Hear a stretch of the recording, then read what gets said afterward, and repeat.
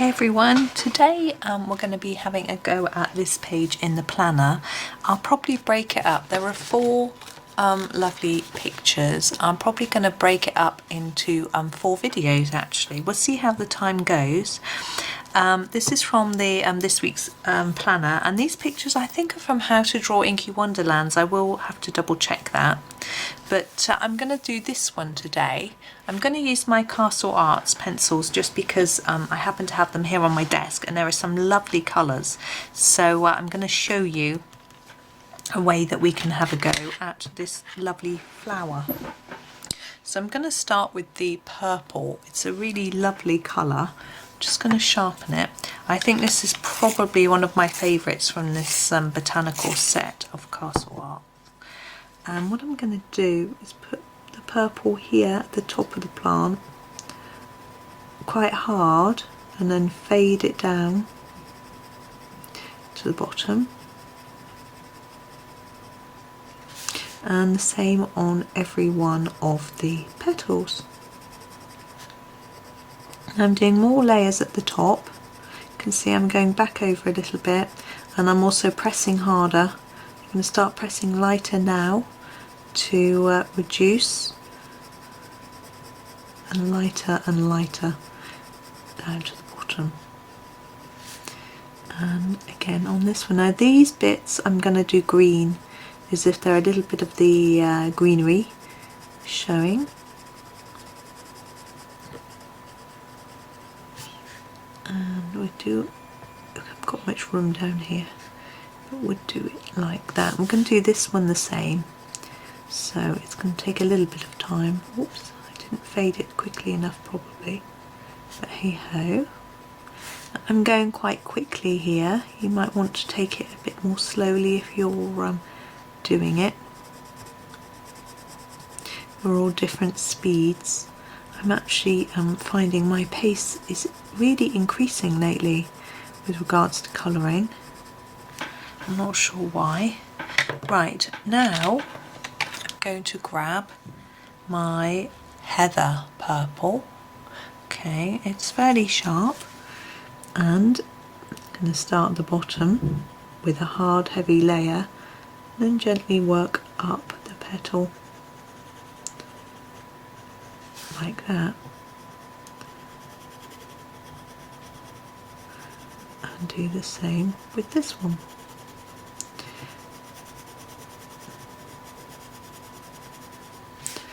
So I'm doing a hard pressure near the bottom, reducing it as we go up. This one is trickier because it's such a small bit. We can still achieve that.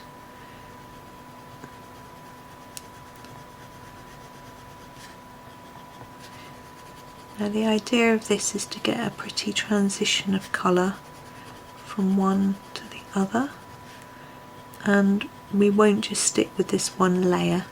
We need to persevere with a few to get it looking good. So we're back to the purple. I'm thinking I could probably zoom in a little more for you. Hang on. There we go. Back to the purple. There's this overlap area that we want to concentrate on, because there's some white paper at the minute and I just want to go over that. It's actually easier to burnish it down with a blender, but we want to get the right amount of layers on first. I'm going to leave it there, and I'm going to grab my Caran d'Ache pencil blender, and I'm just going to go over all of it. And what this does is it smushes the colours together, and it also pushes them down into the tooth of the paper, so we lose the white dots that are on the paper, and we get a nice smooth looking effect. It tends to make it look more like it's been painted rather than pencil, so you have to decide whether that's a look that you want or whether you like the white paper showing through. It's totally a personal thing, but it's just a different look to show you. So there are our petals. And then we're going to go and do the leaves. Now I think I may do all the greenery the same across all of the flowers just to give it some consistency across the pictures, but I haven't totally made up my mind yet, so we'll see. So I'm going to start with the Viridian. This is a dark green, and I'm going to sharpen because the stalk is quite thin. I'm going to make my way up here, and I'm going to keep this dark colour I think going, but fade it now, and here I'm going to do it darker again and then fade it here, and the same here, so darker near to the flower and on that and here, and then fade it here with a lighter pressure. And then with the flower top I'm going to go all the way around the edge, quite dark, and then reduce it towards the middle, and with these dark at the top.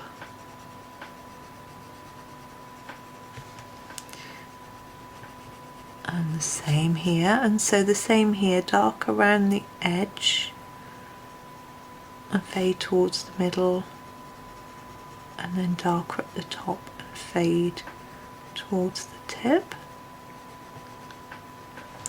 And then down here too, so darker at the bottom, lighter as we go up.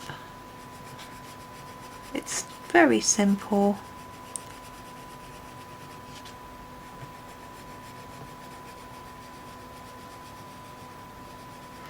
And then we will go in with a lighter green.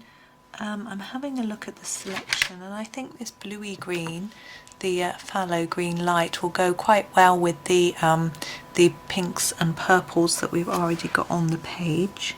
So I'm just going to take that over the top of the areas where we have left some white and try and blend it into the green that we've got already. I'm actually going to give it a sharpen because I need to do that stem. There we go. So I'm not going to go over all the green, I'm just going to start where I started to fade it and go up from there,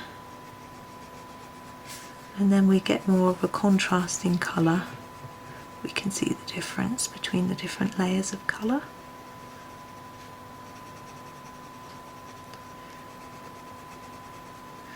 Now we could do a bit more shadowing, so put some black along these lines and under here to make it look like there's some light, but I'm actually not going to do that.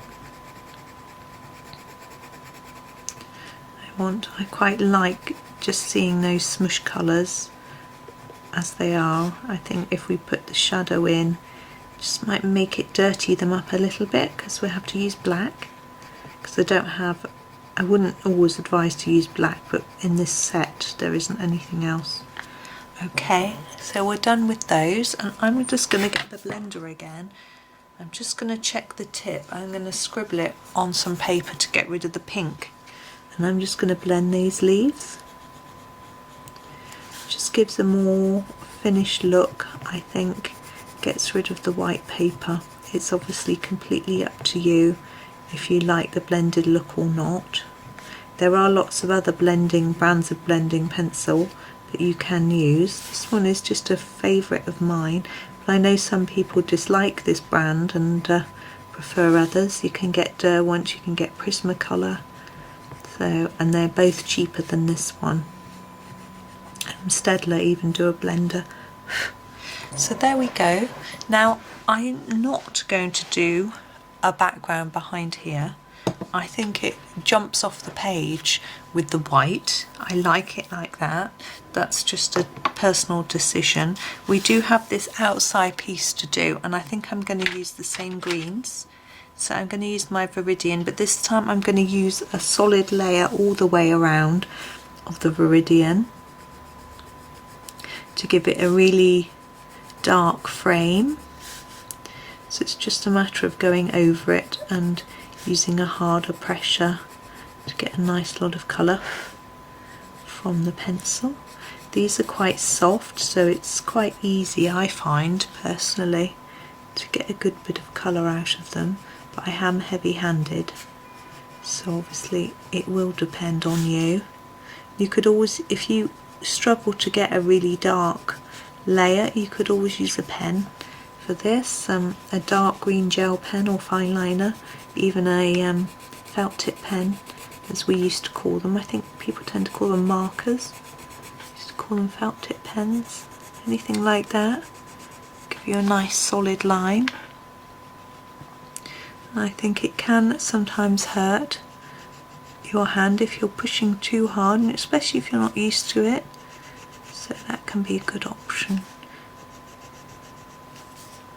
So there we go, that's that, and I'm going to do a little bit down here on the leaves and grab our Pthalo green light just to finish off the leaves. And there, we're done. I think that looks rather pretty. I hope you agree. Thank you very much for watching. I'll just pop it into the centre. I'm sorry it wasn't, the camera's at a strange angle so it doesn't look straight. There we go, that's better. So thank you very much for watching and happy colouring.